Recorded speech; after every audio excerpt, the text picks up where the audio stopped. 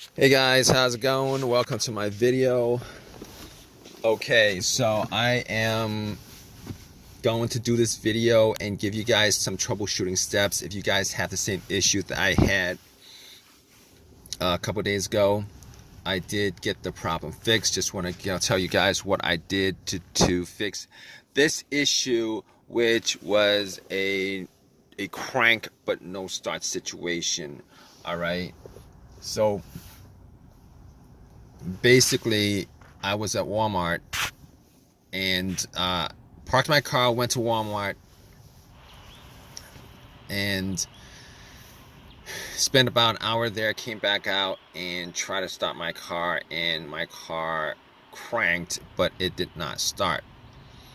It kept on cranking but it did not start. So basically best place to be if I had a situation when I had that situation, considering if it's something easy to fix, I could probably get a lot of things. But anyway, I cranked it a couple of times. It kept on cranking. Didn't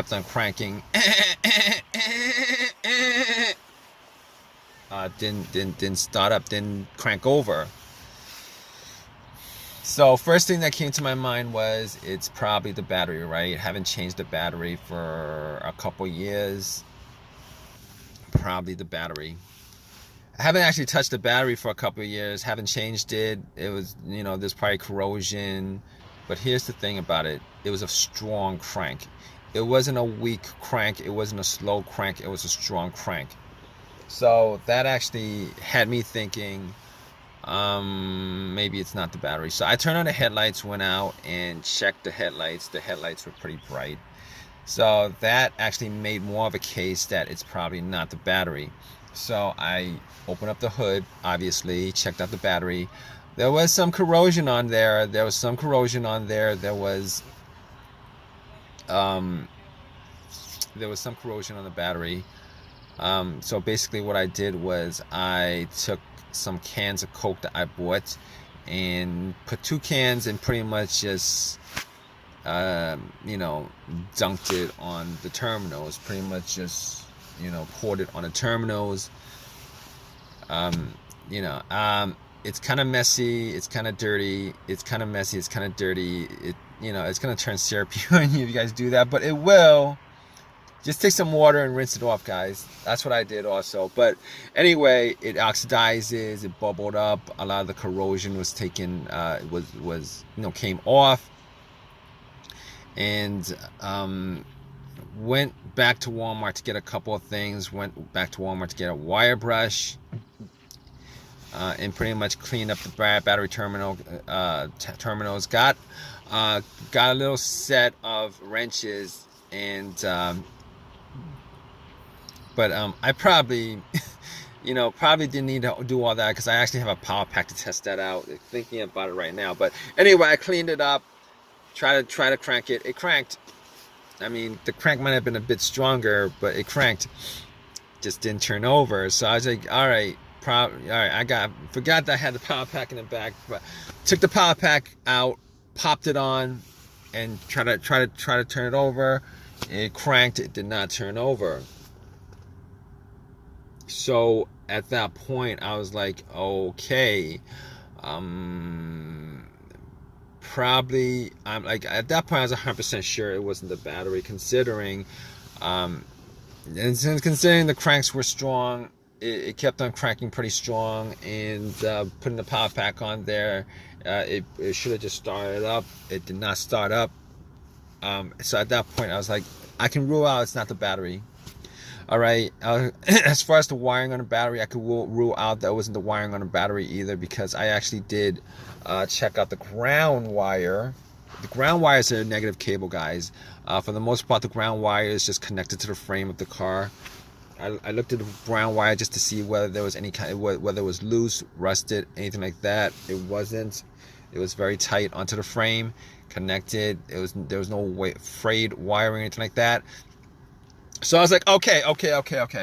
Okay, it's not probably not the wiring, probably not this. Okay, so I'm ruling out things at that point. All right, I'm ruling out the battery, I'm ruling out the wiring, and on top of that, I ruled out the alternator. The alternator wasn't really in you know what I thought it was causing it anyway, considering you know, it cranked up pretty strong. And cranking up pretty strong means that the battery was pretty strong. And then when I put the cables on from the power pack, and it didn't start off up. You know, it's not the alternator, guys. You guys think it's not the alternator? It's none of that other stuff. Okay. So at that point, I was like, here's the thing. As far as me, if you guys are in this situation, you guys trying to troubleshoot this whole entire thing, trying to rule out certain things. All right, here's the thing. There was no check engine light on the dash at all. No check engine light on the dash before the situation happened. I haven't had a check engine light on my dash for a while. I had some other issue, but that was a long time ago. No check engine light on the dash, okay? But I have an OBD2, and I plugged it in. And what you know, this situation could be caused by also your car's computer not registering, not connected to your car for whatever reason. Could be a fuse, a short somewhere, whatever. But I had an OBD2, plugged it in just to make sure that there, you know, there's nothing that I can actually take from this situation as far as it's scanning the whole entire thing. It was able to scan the whole entire thing, scanned it, and then came back with analysis, you know, no codes, all the monitors were cleared, everything was good. At that point, I knew that it was able to read the car's computer. So there's nothing wrong with the car's PCM, ECM. There's nothing wrong with the computer at all that's causing it. On top of that, like I said, very important whether there's a check engine light or not check engine light when it comes to troubleshooting this issue. All right, no check engine light means that you could pretty much consider that, you know, all the other stuff that could be causing it with a sensor on there is probably not causing the issue. And when I say this, I mean the mass airflow sensor, I mean the throttle position sensor, I mean the camshaft sensor, I mean the crankshaft sensor, I mean every single thing that you could possibly think of, all those things that you could possibly think of that has a sensor to it that could be causing this issue, you could pretty much just rule every one of those things out. Pretty much. Not always the case. Sometimes sensors go bad and the computer doesn't detect it, or it has a little bit of an issue and the computer doesn't connect, doesn't detect it. But in this case, ruled all those things out. Camshaft, crankshaft, position sense, throttle position sense. I ruled every one of those things out. So at that point, all right, I'm down to pretty much a couple of things. Fuses, relays, the fuel pump maybe. Okay, it could be a couple other things outside of that. But we're just gonna troubleshoot little by little. So I was troubleshooting it little by little. All right, so got to the fuses, got to the relays, and pretty much what I did was could not figure out whether a fuse was blown. Did not actually smell any kind of burnt smell from it. So being as I was around at Walmart, went in and got a fuse tester, tested all the fuses. All the fuses were good. You know, all the fuses were good. There was not a single problem with the fuses. And I pretty much came to, it's either one of two things at that point that I could think of. All right, there could be a couple more things, you know, the ignition, etc. But I was down to a couple of things, and I looked at the relay, the fuel pump relay. All right, but before I did that, I was thinking it might be the fuel pump. So I was in my car, and I was trying to figure out whether I could hear hear the fuel pump whizzing, priming. All right, so if you guys don't know how to do this, essentially you would normally need two people to do this. One to listen to the fuel pump priming as the ignition is turned to the on position, not the crank position, because once you get to the crank position, you're gonna crank the car up and you're not gonna be able to hear it too well. All right. So basically, um, I had, it was just me there. So I was sitting in the car and I turned it onto the on position, trying to hear whether there was a whizzing sound. All right. Normally, you would want somebody to turn on to the on position while somebody has the gas cap off, and you're listening to hear whether there's a motoring sound, motor sound, a motor sound. I couldn't do that.